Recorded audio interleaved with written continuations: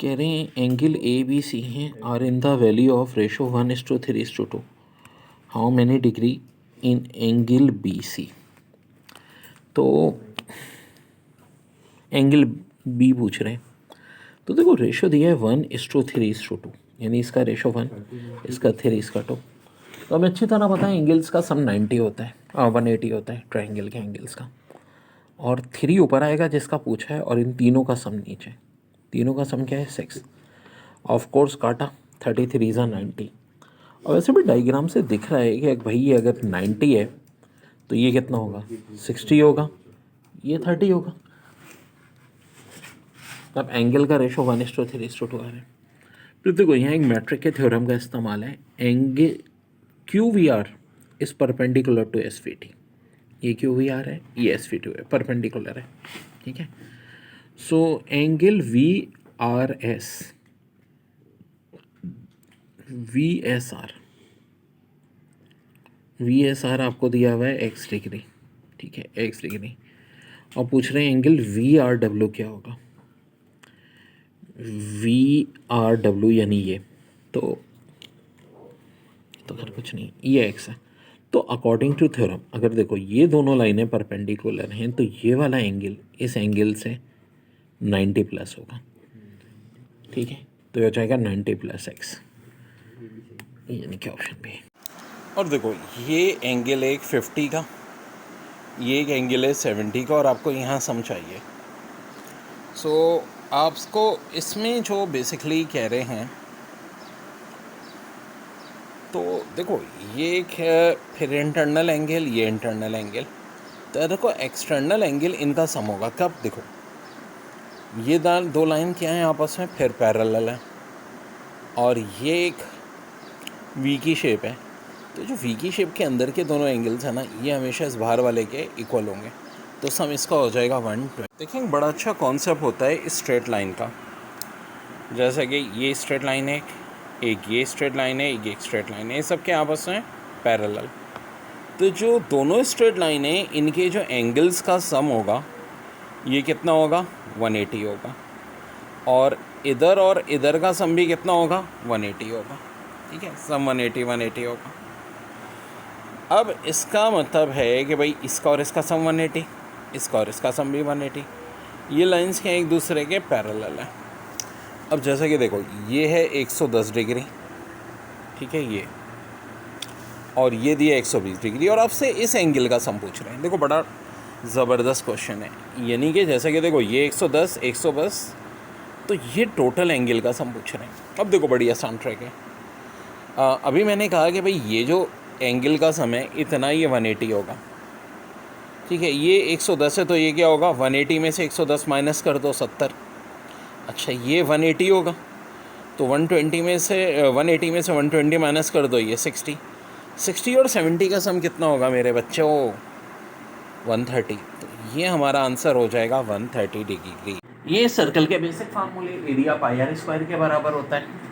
Circumference ये चारों साइडें तो नहीं होती, लेकिन जो जाहिर है ये पूरा एक सर्कल का कोने होते हैं, इनको हम सरकमफ्रेंस कहते हैं. ये 2πr या π डायमीटर. डायमीटर ये चीज़ ट्वाइस द रेडियस और रेडियस डायमीटर अपॉन 2. तो एग्जाम में बहुत कॉन्सेप्चुअल क्वेश्चन आया था कि अगर हम डायमीटर को डबल करते हैं तो एरिया पे क्या फ़र्क पड़ेगा. तो वेल देखो बड़ा सिस्टमेटिक. डायमीटर को डबल करो या रेडियस को डबल करो तो एरिया r² के हिसाब से, देखो फार्मूले में क्या है? πr². तो एरिया डायरेक्टली प्रोपोर्शनल होगा रेडियस या डायमीटर के स्क्वायर. तो अगर रेडियस को डबल करें चाहे डायमीटर को डबल करें, एरिया क्या हो जाएगा? 2 का स्क्वायर 4 टाइम्स. अच्छा अगर फ़र्ज़ करो हम डायमीटर या रेडियस को ट्रिपल करते हैं तो 3 का स्क्वायर 9 टाइम्स. चलो हम डायमीटर या रेडियस को हाफ करते हैं तो हाफ का स्क्वायर 1/4. एरिया क्या हो जाएगा? 1/4. Very very important concept. अब एक चीज़ और ज़रा गौर से देखो. मैंने कहा area is directly proportional to r². मैं ये भी तो कह सकता हूँ रेडियस या diameter is inversely proportional to area का स्क्वायर रूट. भाई देखो ना, ये r² है तो ये r हो गया, हमने स्क्वायर रूट लिया तो ये हो गया. अब फर्स्ट करो हम कहते हैं कि एरिया 9 टाइम्स बढ़ा, तो बताओ रेडियस कितने टाइम्स बढ़ेगा? तो 9 का स्क्वायर रूट ले लो, 9 का स्क्वायर रूट होता है 3। तो रेडियस या डायमीटर अब कितने टाइम पढ़ेंगे? 3 टाइम्स। Very important. जैसे कि if the diameter of circle is double the area is, diameter या रेडियस की बात करें तो area is directly proportional to radius square या डायमीटर स्क्वायर। अगर हम डायमीटर या रेडियस में से कोई भी डबल करेंगे तो एरिया कितना टाइम बढ़ेगा? आर का स्क्वायर, यानी 2 का स्क्वायर 4 टाइम्स। तो यहाँ ऑप्शन में देखो क्या लिखा है, हाफ, डबल, क्वाड्रपल, ट्रिपल। तो क्वाड्रपल का मतलब 4 टाइम्स होता है। तो आंसर हो जाएगा आपका ऑप्शन सी, ऑप्शन सी। जैसे कि क्वेश्चन है, circle is inscribed in a given square and an other circle is circumscribed about the same square, what is the ratio of the area of the scribe to the circumscribed circle? Inscribed यानी ये जो square के अंदर एक circle और scribe जो बाहर। तो अब देखो वर्डिंग पे गौर करो कि किसका रेशियो किससे पूछ रहे हैं। Ratio of the area of the scribe to the circumscribe. पहले वर्ड यूज हो रहा है स्क्राइब, बाद में हो रहा है सर्कमस्क्राइब। तो सारे स्क्राइब छोटा होता है, सर्कमस्क्राइब बड़ा होता है। आंसर हो जाएगा 1:2। अगर यही लैंग्वेज उल्टी होती, पहले सर्कमस्क्राइब बाद में इंस्क्राइब, तो फिर 2:1 होता। अब इसमें बहुत क्वेश्चन आए भरे हैं पेपर में। एक बार सवाल कुछ इस तरह दिया था कि जो इंस्क्राइब्ड है इसका एरिया 100 है। कितना है जी? 100। तो इंस्क्राइब का कितना होगा? देखो हमेशा रेशो 1:2 होगा। कितना हो जाएगा? 200। एक बार उल्टा आया था कि इंस्क्राइब्ड का एरिया 2000 है तो इंस्क्राइब का 1000। इसी तरह इंस्क्राइब का दिया था 273, तो इंस्क्राइब्ड का 273 का डबल 546।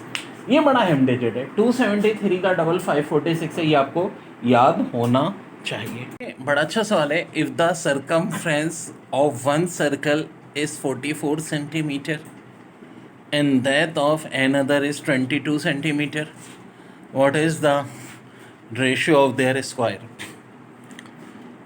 तो भाई बात ये है, दो सरकमफ्रेंस दिए हैं सर्कल के, एक की वैल्यू 44, एक की 22। वेल 44 और 22 का रेशियो क्या होता है? 2:1 होता है। 22 के टेबल से कट जाएगा। अब देखो सरकमफ्रेंस का फार्मूला होता है 2πr, यानी आर की होती है सिंगल पावर, और एरिया में फार्मूला होता है πr स्क्वायर, यानी आर का क्या करते हैं? स्क्वायर। तो सीधी साधी बात है, 2 का भी स्क्वायर कर दो और 1 का भी स्क्वायर कर दो। 2 का स्क्वायर आखिर होता कितना है? 4 होता है। 1 का स्क्वायर कितना होता है? 1 होता है। आंसर हो जाएगा 4:2। देखो अब क्या है, बड़ा अच्छा सवाल, if the ratio of area of 2 circle is 16:9 the ratio of their circumference. तो देखो कॉन्सेप्ट पहले समझो कि भाई दो चीज़ें होती हैं, एक एरिया ऑफ सर्कल, एक सर्कमफ्रेंस। सर्कमफ्रेंस का फार्मूला होता है 2πr और एरिया का फार्मूला होता है πr। वेट अ मिनट, दोनों में आर का जिक्र है, लेकिन सर्कमफ्रेंस में आर की एक पावर है, एरिया में आर का स्क्वायर है। तो अब ये फिलहाल इस सवाल में एरिया का जो रेशो दे रहे हैं 16:9, ठीक है, दोनों एरियाज का रेशो कह रहे हैं कि सर्कमफ्रेंस का रेशो क्या होगा। तो सीधी सादी बात है कि 16 किसका स्क्वायर होता है? 4 का। 9 किसका स्क्वायर होता है? 3 का। आंसर हो जाएगा 4:3। ठीक है जी, आंसर हो जाएगा 4:3। ठीक है जी।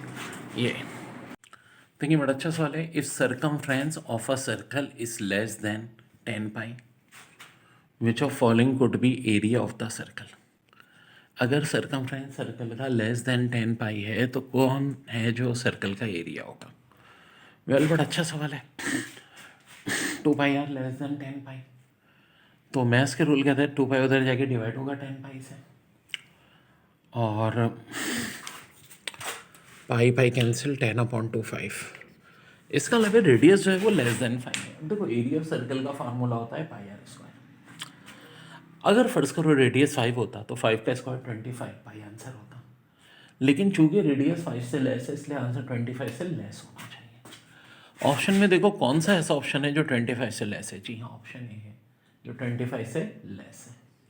ज्योमेट्री के प्रॉब्लम एग्जाम में बहुत आए हैं। What is the circumference of circle with radius 8? अगर रेडियस 8 है तो सर्कमफ्रेंस सर्कल का क्या होगा? वेल देखो सर्कल के अंदर ये जो पार्ट होता है पूरे का पूरा ये डायमीटर होगा और ये होगा रेडियस और सरकमफ्रेंस ये साइडों का सम। तो सरकमफ्रेंस बराबर होती है 2 पाई आर के। आर की जगह 8 है, 8 2 सा 16, आंसर होना चाहिए 16 पाई।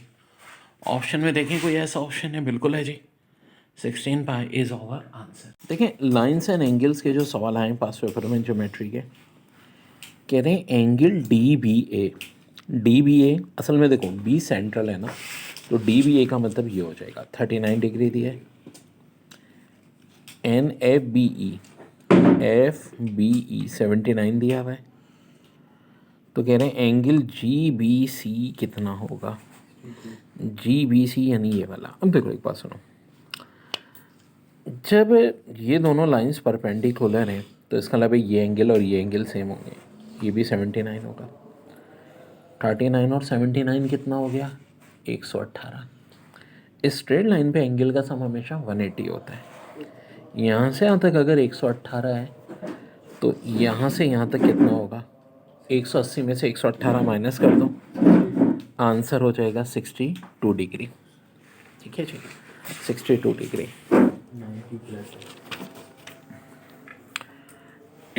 यहाँ देखिए बड़ा अच्छा सवाल है।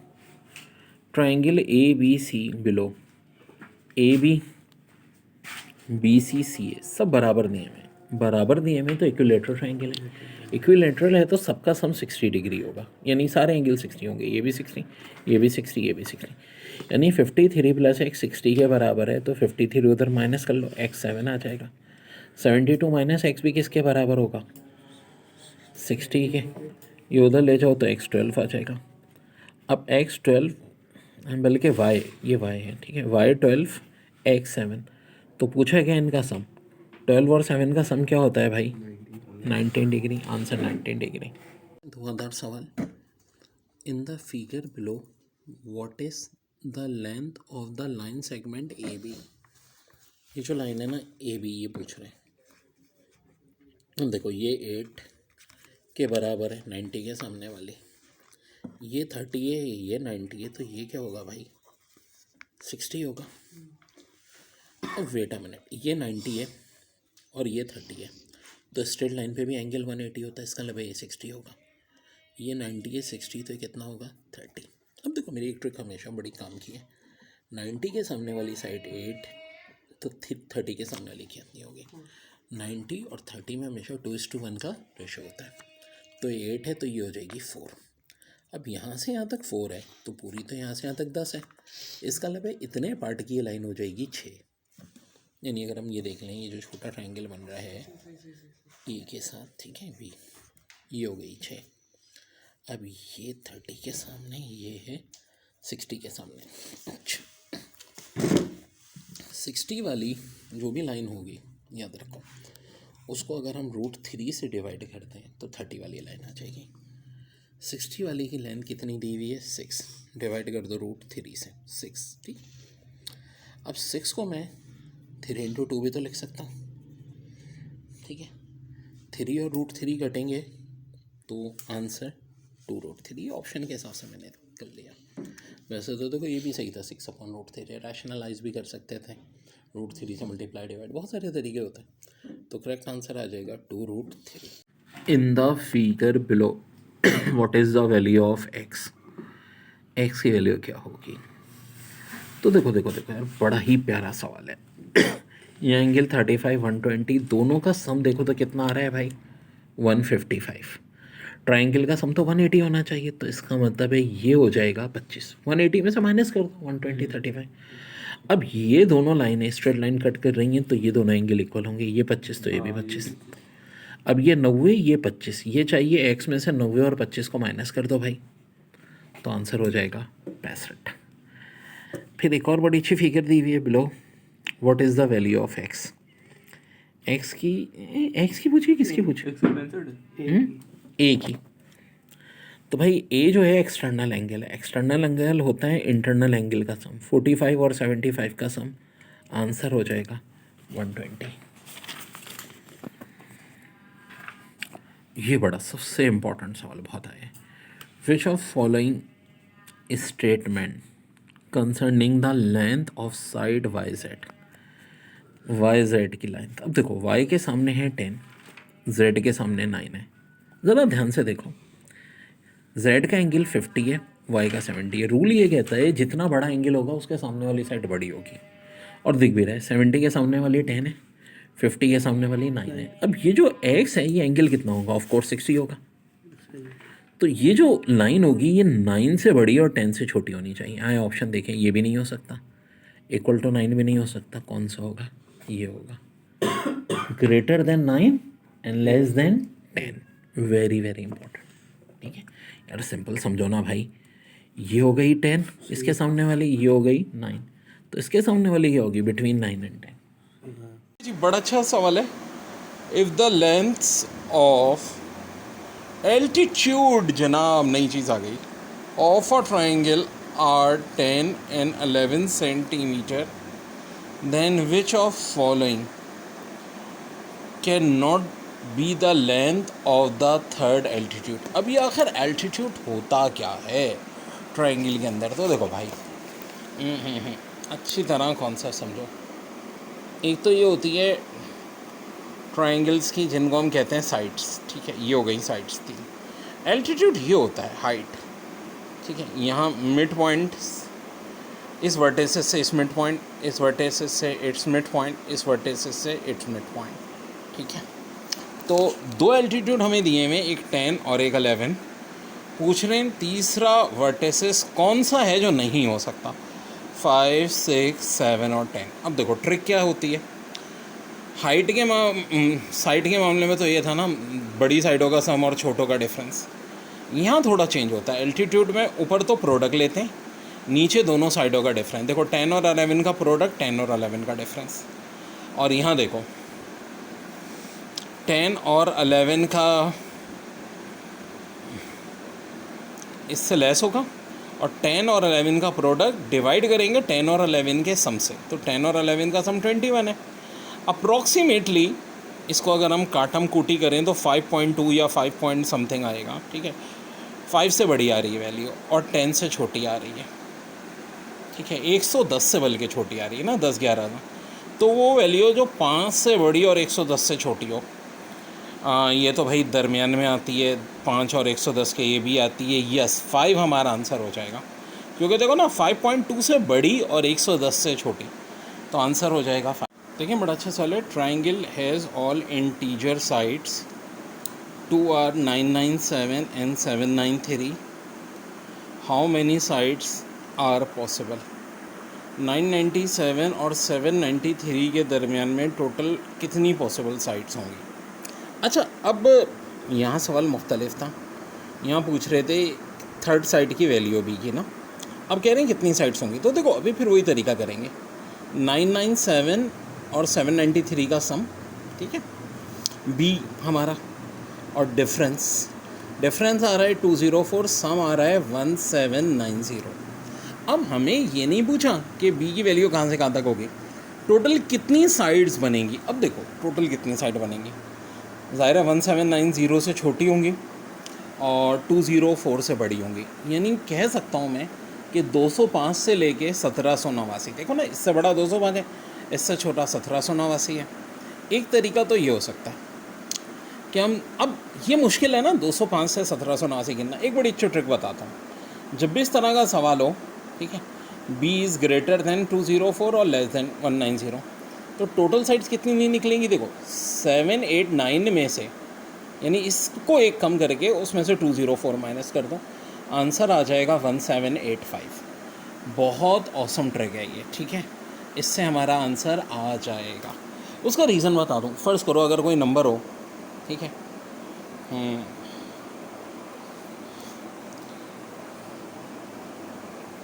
2 से बड़ा 7 से छोटा, तो कितनी साइडें होती? 3, 4, 5, 6, 4 होती। और डायरेक्ट ट्रिक क्या है कि अब ये जो 7 से छोटा नंबर है 6 में से 2 माइनस कर दो, तब भी देखो 4 ही आ रहा है। तो ये ट्रिक हमेशा ध्यान में रखना। 1790 और 204 के दरमियान में कितनी होंगी? 1790 में से एक कम कर दो, 1789, उसमें से 204 माइनस कर दो, ये हमारा answer. Triangle has all integer से, बल्कि देखो ये करते हैं पहले। ट्राइंगल में ट्रायंगल की साइड हैं 15 बी और 7, ठीक है। तो साइड्स हैं, कह रहे हैं बी की वैल्यू क्या होगी। अब देखो इसका आंसर है ग्रेटर देन 8 लेस देन 22। कैसे? बड़ी अच्छी ट्रिक बताता हूँ। 3 जो साइडें होंगी तो याद रखो हमेशा एक रूल कि 15 और 7 का सम कितना होता है 22, 15 और 7 का डिफरेंस क्या होता है 8। तो ये जो थर्ड साइड है ना, इन दोनों के सम से हमेशा कम होगी और इनके डिफरेंस से छोटी होगी। भाई देखो ना यार, अगर सीधी सादी बात है 15 + 7 करते हैं हम तो क्या आएगा 22 आएगा, ठीक है। तो 20 से लेस होगा और ग्रेटर किससे होगा 15 और 7 का डिफरेंस, 15 - 7 जो कि कितना होगा 8। तो ये है हमारा answer. In a triangle the ratio of leg is 1:2। If the area of triangle is 25 square unit, what is the length of the hypotenuse. तुम देखो बहुत ही प्यारा सवाल है। देखो हाइपोटेन्यूज पूछा है आपसे, ठीक है। ये एरिया दिया हुआ है। अब देखो हार्ट एरिया ऑफ ट्रायंगल के बहुत सारे फार्मूले होते हैं, जिनमें से एक होता है half into base into height, ठीक है। हाइट के लिए एक काम करते हैं ना, स्मॉल एच टी लिखो ताकि डिस्ट्रीब्यूशन एल्टीट्यूड या हाइट, ठीक है। और आपसे क्या पूछ रहे हैं ये हाइपोटेन्यूज। अब ये भी हमें बचपन से पढ़ते आ रहे हैं कि हाइपोटेन्यूज होता है perpendicular square plus base square के। अब लेग से मुराद क्या होती हैं, ये दोनों साइड है। हम ऑफकोर्स ये परपेंडिकुलर ये बेस, तो देखो कह रहे हैं कि इनका रेशियो 1:2 है। अब आप बोलोगे सर 1 कौन होगा 2 कौन होगा, किसी को भी ले लो, चाहो तो इसे 1 इसे 2 ले लो, इसे 2 इसे 1 ले लो। 1 2 से मुराद यानी कि अगर फर्ज करो ये x है तो ये 2x है, ठीक है। जो जिसको दिल चाहे ले लो, ठीक है। इसको 2x इसको x, कोई फर्क नहीं पड़ेगा। वेट अ मिनट, हमें क्या दिया हुआ क्या है, बस एरिया दिया हुआ है ट्रायंगल का, कितना दिया है 25, यानी कि ये ओके जी, मैंने यहाँ रख दिया हाफ। अब फिर मैंने कहा बेस को चाहो तो x ले लो, इसको 2x या इसको 2x, एक आंसर सेम आना है भाई। ये x 2x 2 cancel, x square 25, x square 25 तो x कितना हो जाएगा 5। अगर ये x 5 है तो ये 5 का डबल 10। यही तो बात हुई थी, रेशियो लेग्स का क्या है 2:1 या 1:2, बात एक ही है। हाइपोटेन्यूज वाले साल में से फर्क नहीं पड़ेगा। क्यों नहीं पड़ेगा? क्योंकि देखो फार्मूला जो है वो एंड में ये है। अब अगर खाली हाइपोटेन्यूज चाहिए तो मैं ये भी कह सकता हूँ कि इनका स्क्वायर रूट में ले लो। हाँ जी, 10 का स्क्वायर 100, 5 का स्क्वायर 25। अब देखो ना, चाहे बेस को 10 लेते तब भी रिजल्ट वही आना है। तो ये आ गया 125। 125 बेसिकली होता है 25 × 5, ऐसे ही है ना। तो 5 बाहर आ जाएगा, 5√5 इज योर आंसर। ये बड़ी अहम बात है, कितने सारे क्वेश्चन अभी इसी कॉन्सेप्ट पे होने हैं। जब भी एंगल्स का रेशियो 1:2:3 है, इसका मतलब एंगल है 30 60 90। मेरी बात गौर से सुनो, वीआईपी सवाल है। तो क्वेश्चन ये था कि स्मॉलर साइड और लार्जर साइड का रेशियो। तो एक तो बात सुन लो, जब भी एंगल 30 60 90 हो, यानी ये तो हो गया एंगल्स का रेशियो, इनके साइड का रेशियो हमेशा होगा 1:√3:2। इन्होंने क्या पूछा था, स्मॉलेस्ट और लार्जेस्ट का। अच्छा पहले वर्डिंग में देखो ना, smallest side of the two the largest 1:2, और लार्जेस्ट इज टू स्मॉलेस्ट पूछा जाता तो 2:1 हो जाता, ठीक है। स्मॉलेस्ट और मीडियम पूछा जाता 1:3, मीडियम और लार्जेस्ट पूछा जाता √3:2। ये फिक्स है, ये फिक्स है। अब देखो इस पर बहुत सवाल आते हैं। अक्सर औकात आपको कहते हैं कि भाई ट्रायंगल है जिसके एंगल है 30 60 90, या खाली ये लिखा हो कि जिसका एंगल का रेशो 1:2:3 है। 1:2:3 का मतलब है कि एंगल क्या है 30 60 90। अब 30 के सामने वाली साइड अगर ए है, गौर से सुनो मेरी बात, 30 के सामने वाली साइड अगर ए है तो 60 के सामने वाली साइड √3 होगी और 90 के सामने वाली साइड 2a होगी। अब फर्ज करो a की वैल्यू लेट सपोज 10 दे देते हैं कि जो 30 के सामने एंगल है वो कितना है 10। तो बताओ 60 के सामने वाला एंगल कितना होगा 10√3। 90 के सामने वाला 2 10 20, तो ये 10 ये 20 बात हुई है, रेशो क्या आ रहा है 1:2 आ रहा है, ये फिक्स रहेगा। कब की बात हो रही है, जब एंगल का रेशो 1:2:3 है।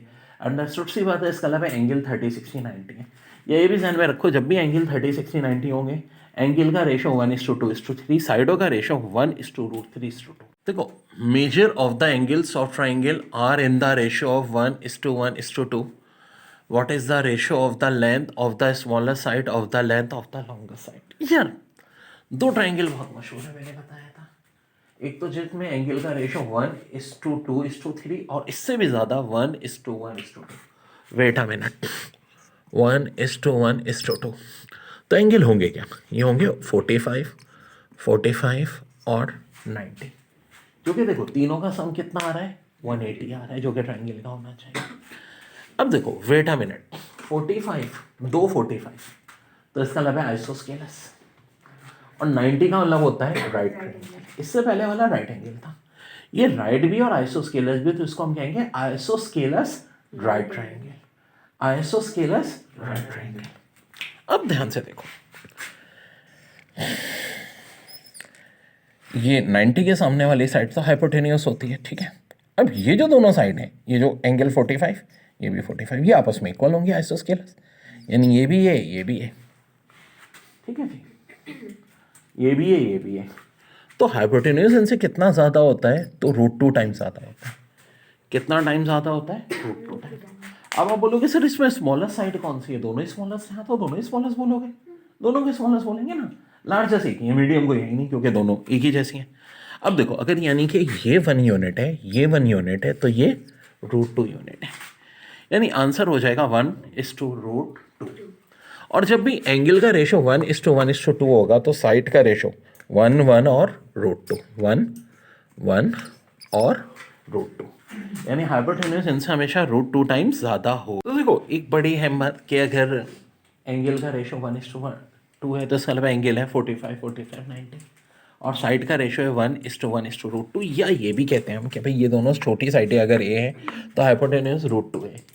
एक बार आया था कि अगर ये छोटी साइड 10 है, तो हाइपोटेन्यूस क्या होगा, बहुत आसान है, 10 से मल्टीप्लाई कर दो √2 को, आंसर 10√2। प्यारा क्वेश्चन है, the sides of triangle are in the ratio of 1:2 1:3 1:4। If the perimeter is 130 centimetre, the length of the smallest side is, जो साइड से ट्राइंगल की उसका रेशियो है 1:2 1:3 1:4। अगर पेरीमीटर यानी साइडों का सम 130 है, तो लेंथ स्मॉलेस्ट साइड की पूछिए। यार अब स्मॉलेस्ट साइड की बात हो रही है, पहले तो देखो कि ये रेशो है 1/2 1/3 1/4, तो पहले इनका क्या निकालना पड़ेगा, एलसीएम, जो कि आ जाएगा 12। किसका एलसीएम, 2 3 और 4 का। जब भी फ्रैक्शन में आई ये तो ट्रिक याद रखो, 12 को डिवाइड किया 2 से 6, 12 को डिवाइड किया 3 से 4, 12 को डिवाइड किया 4 से 3, 6 4 3, ठीक है जी। तो स्मॉलर साइड का रेशो हो गया 3, मीडियम का 4, लार्जेस्ट का 6, और तीनों का सम हो गया 13। अब 3/13 क्यों कर रहा हूँ, क्योंकि स्मॉलेस्ट पूछिए। अब इस 12 से कोई ताल्लुक नहीं रहा, ये बात ध्यान में रखो, ठीक है। अब इससे ताल्लुक है 6 4 3 का सम, जो कि 13 है, और पेरीमीटर 130 दिया है, तीनों साइडों का सम। 3/13 को 130 से मल्टीप्लाई करो, 130 को 13 से डिवाइड किया 10, 3 10 30। एक सवाल है, rectangular flower bed dimension 30 yard by 20 yard is surrounded by a walk 5 yard wide, the area of the walk in square yard. Area of the walk पूछ रही किस यूनिट में, स्क्वायर यार्ड में। तो डेयर बड़ा ही अच्छा प्यारा सवाल हो गया है, तो मज़ेदार किस्म का।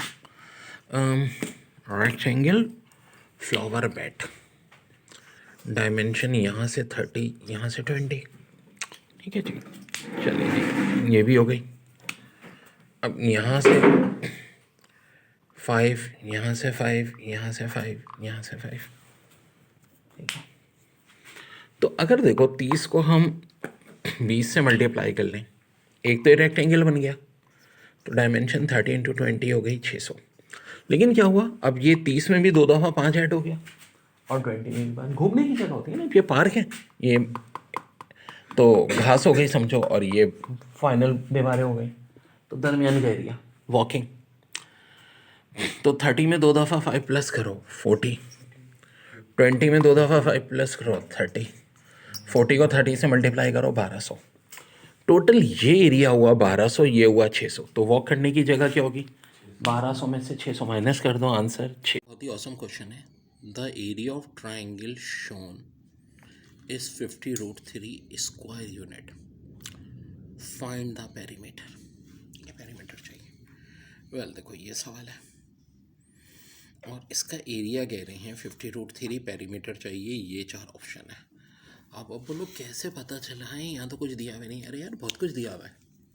ये एंगल 60 है, राइट एंगल है जो 90 है, तो अंडरस्टूड एंगल 30 होगा।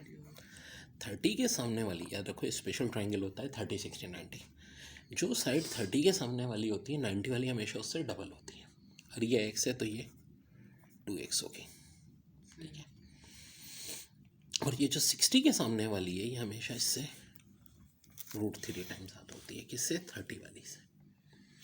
तो एकदम सारा मसला हल हो गया। अब देखो एरिया ऑफ ट्राइंगल का फार्मूला होता है half into base into height. Area दिया है कितना, 50√3। हाफ फार्मूले का, बेस है √3x, हाइट ये रही, ठीक है, हाइट है ना x।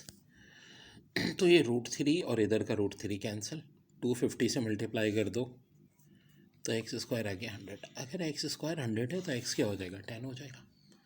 पेरीमीटर का पे तीनों साइडों का सम, यानी x का, √3x का और 2x का, यानी x + 2x + √3x। x 10 है, 2x 20 हो जाएगा, ये 30 और x 10। अब यहाँ से अगर हम 10 कॉमन ले लें तो 3 + √3। ऐसा मैंने क्यों किया, क्योंकि ऑप्शन इसी तरह अरेंज है। आंसर हो जाएगा ऑप्शन बी, वेरी वेरी